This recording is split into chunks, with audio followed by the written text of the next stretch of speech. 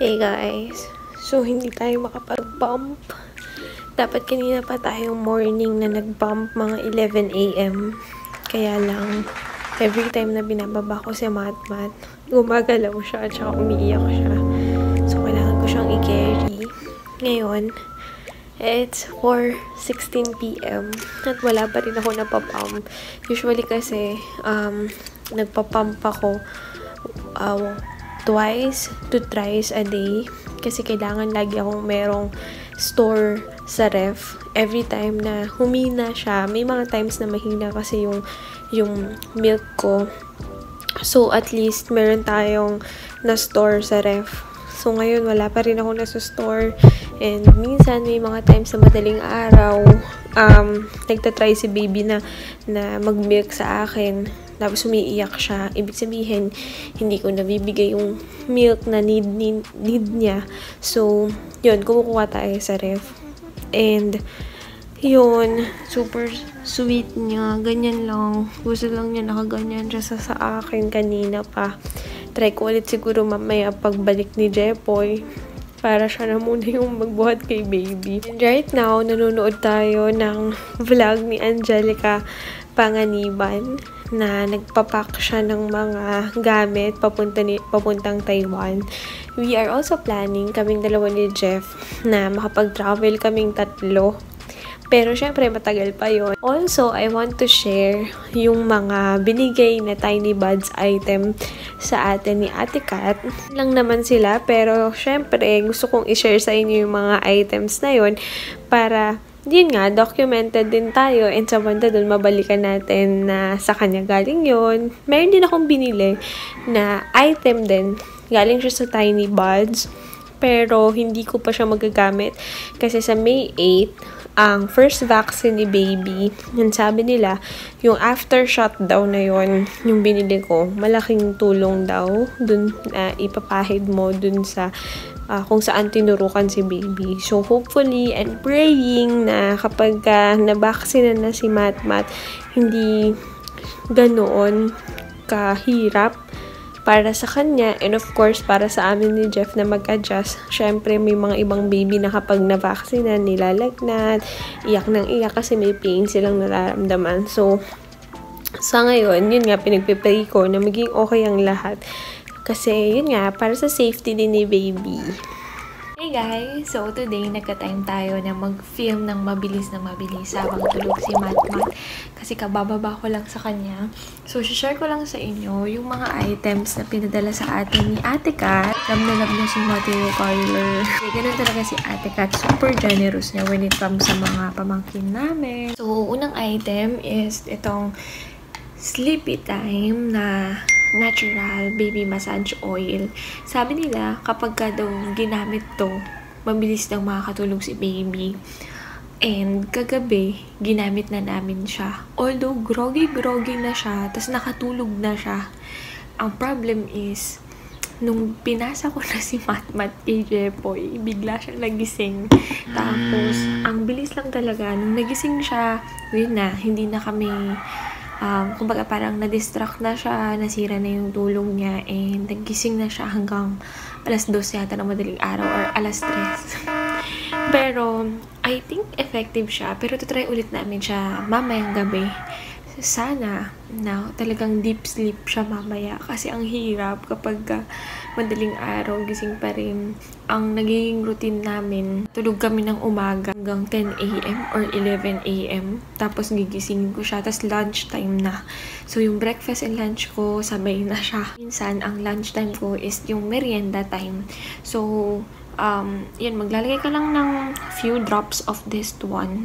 Tapos rub mo siya until warm na siya. And i-massage mo lang siya sa kay baby, sa hands niya. Sa item na binigay niya is this natural diaper changing spray.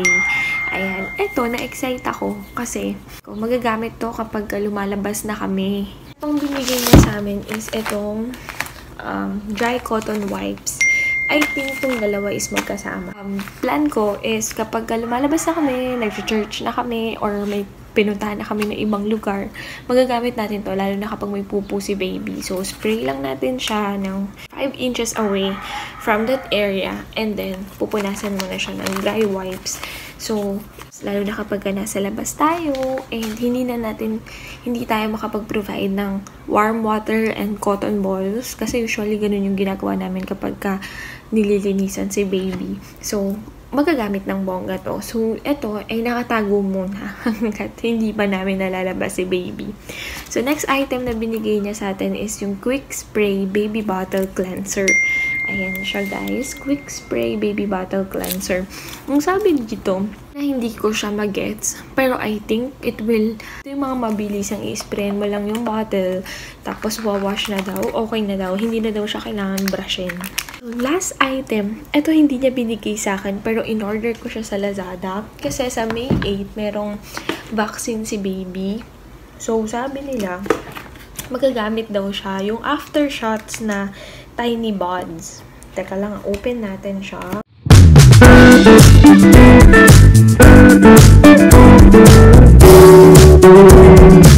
So, super nakabalot talaga siya ng bongga.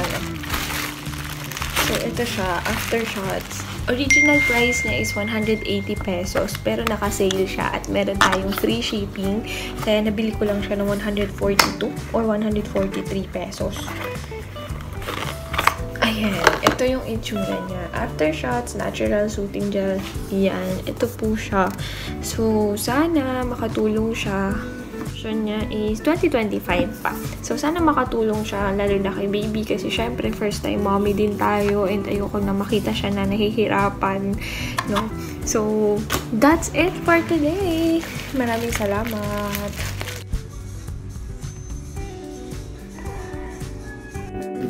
Sinisilip mo dyan, baby.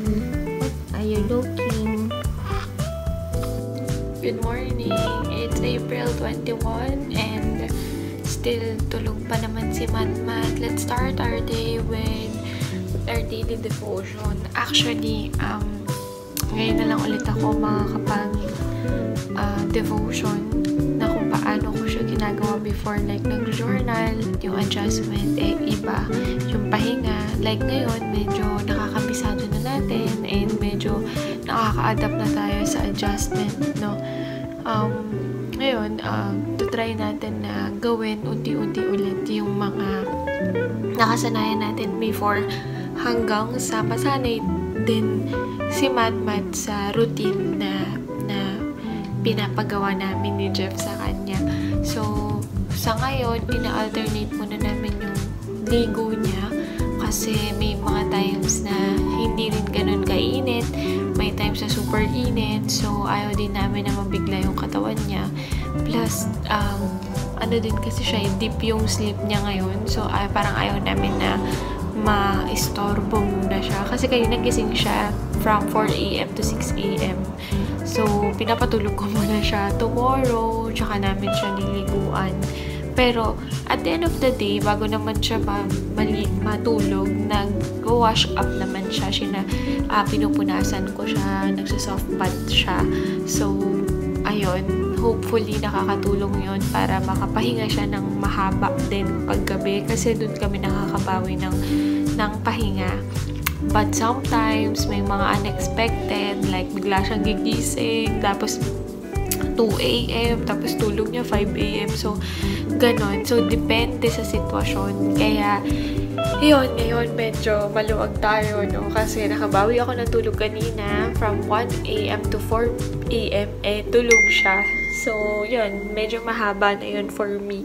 So, let's start our day with having our personal relationship with the Lord. So, importante po yan. And then, after nun, try ko mag-edit ng konting video sa vlog. And then, linis-linis tayong konti dito sa kwarto.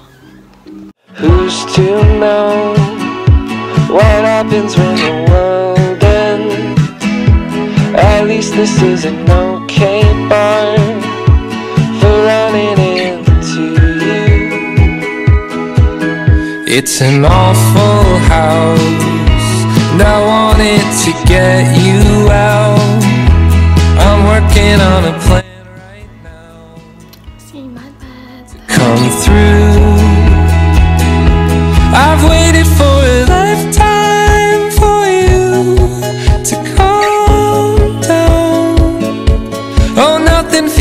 same without you now. I've waited for a lifetime for you to calm down, 'cause nothing feels the same without you now. What's the point in dreaming if I lose my voice the second I get caught by you? I wanted you to know that I'm afraid, but we can make it go away.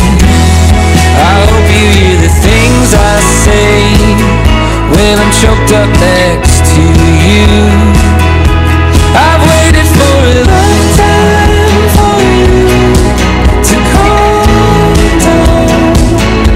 Oh, nothing feels the same without you now. I've waited for a lifetime for you to calm down, 'cause nothing feels the same without you now. And all my friends are wasting time, and I'm afraid I'm wasting mine. But if you talk to me again. Hello, it's 10:35 in the morning and tulog si Matmat. Hindi ko pa naisigaan kasi magsi-second pump tayo. Ang schedule talaga ng pump ko is yung first pump 6 a.m. Second pump is 9 a.m. Third pump is 12. Fourth pump is 3. So, ang pagitan lang natin lagi is every 3 hours. So, 3 p.m., 6 p.m., 9 p.m. and last is 12 midnight. Tapos, from 1 a.m. to 6 a.m. yon direct lunch sa akin si Matmat. Although may mga times na direct lunch naman talaga siya sa akin.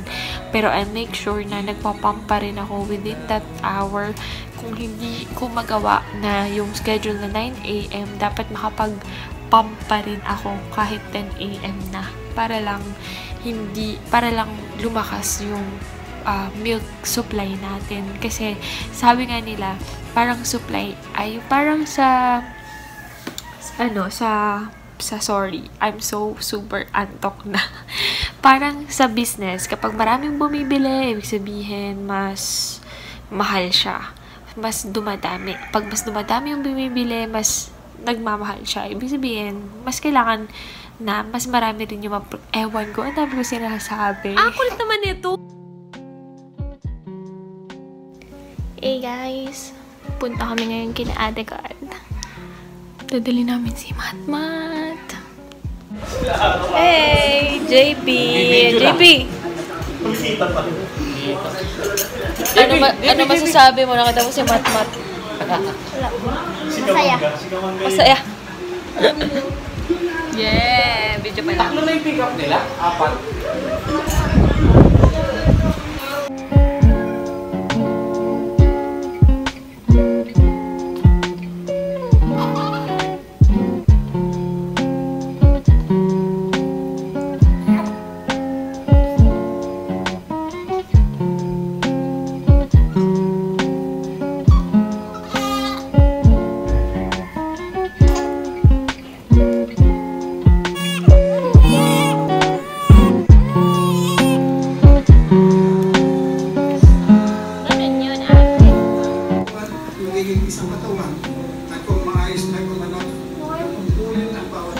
Tingin lang siya.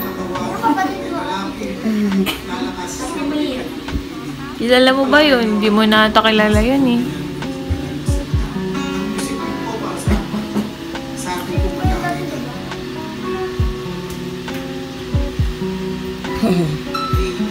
Isang pinagpalang umaga po sa ating lahat. Sige po, ngayon po umagang ito, lahat po tayo magsasaya sa presensya ng Panginoon. JP, ngayon palang kakain. So, nagka-time tayo na bumaba kasi nandun naman si Joy tsaka si Princess sa taas. And tulog pa si Matmat. So, pagka nag-demand siya ng milk, tsaka ako aakyat. Kasi, ina-enjoy ko muna ang mangga na galing kina Ate Kat. Tsaka ngayon lang ako as in nakababa. Hey! 1 month photoshoot ni Matmat. Ang hirap po pala pag baby. Ikaw mag-a-adjust. Mamaya masakit.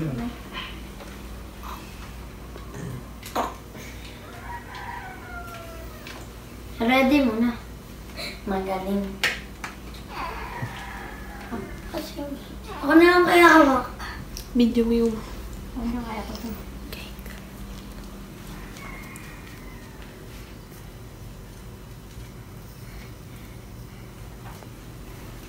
Papi, ano na? Wait lang, ginagawa ko ng ano eh. I-insert mo lang ata yung ano dyan. Mamaya naman. Pwede, ako din yung mo, ano mo lang, burahin mo lang yun. Ako na nga magkawak.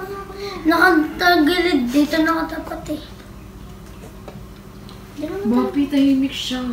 Maya-maya ano na to. Sige, Okay, kapitan mo kaya. picture mo muna. I-insert mo na lang doon. Malakas na yan? Tsaka mo magkakapit. Ayun na, oh. Sinong ano? Saka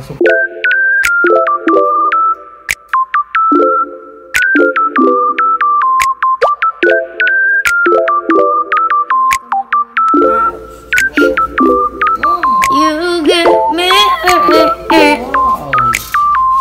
So the brushing.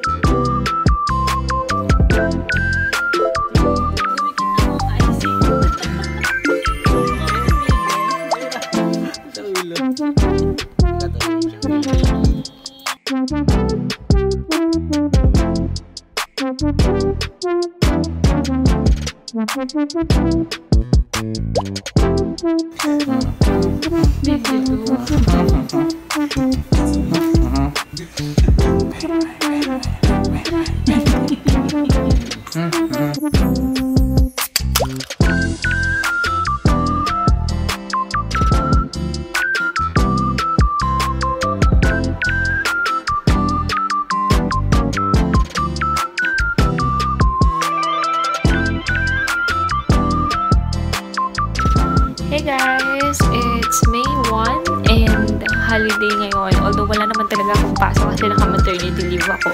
Pero mas lamang na yung adjustment natin when it comes sa delivery, yung pain, nawala na, and unti-unting binabalik na natin sa normal routine yung kung ano yung mga dati nating ginagawa. Although, malaki talaga yung adjustment kasi syempre pag gising si Matmat, pag gutom siya, pag after niyang kumain, kailangan siyang ipa-burp. Tapos, kapag pumupo pa siya, kailangan siya palitan. Tapos, minsan may mga times na gusto niya buhat-buhat lang siya. So, medyo na-a-adjust ulit yung mga bagay na dapat gawin natin. But it's okay kasi ganoon naman talaga. It's part of being a mom. But, ayun nga, it's plan ko na unti-unting makabalik tayo sa normal routine. And then, tinitrain ko na rin si Matmat sa morning, no? Morning hanggang sleep time na ng gabi. Feed na muna siya para masanay lang siya sa bottle. Kasi napansin ko na ilang days ko din siyang pinapatry sa bottle. Tapos, niluluwa niya yung milk. Tapos, pinupush ng dila niya yung bottle mismo. So, sabi ko, naku, hindi pwede. Kasi pagbalik natin sa office, dapat sanay din siya sa bottle. Although, yung nasa loob naman ng bottle is breast milk nagpa-pump din ako every 2 hours. Lalo na kapag meron na akong pahinga, kapag nakabawi na ako ng 2 to 3 hours straight na sleep, ayun, okay na ako doon. And then, yung mga susunod na idlip is 1 hour, okay na rin ako doon. Basta, makabawi ako ng sleep, wala nang problema doon kasi I know na makakapag-supply na ako ulit ng milk. Kasi napansin ko kapag wala akong pahinga, tapos puyat, and then nag-straight tayo sa pump, konti lang talaga yung napoprovide. And of course, dapat sabayan natin ng napakaraming tubig na inom. Tapos, healthy foods, tapos yung mga lactation supplements. Yan, sabayan natin yan kasi it will help, no? And syempre, as a mommy, dapat stress-free din po tayo. Kasi kapag stress tayo, dami nating iniisip, may factor din po yun na hindi tayo makakapag-provide ng milk para sa baby. And ngayon, tingnan mo, umiyak siya. Akala ko do or kakain. Pero ang ginawa niya ngayon ay, ayan, natulog siya. Akala ko kakain na. At itatry namin yung bottle. Ayan, nagising na naman. Magagalit na naman siya. So, sa mga susunod na araw, try natin at itatry ko ipakita sa inyo kung ano nga ba yung nangyayari sa normal day na first early in the morning, ano yung ginagawa namin ni Matmat hanggang sa night na pagtulog niya. Sana kayanin natin. Ikot. Ikuta. Ito ang hagdan. Oh, punta sa kitchen. Teddy bear. Teddy bear. Oh, Tito bear. Tito bear. Ikot. Ikot.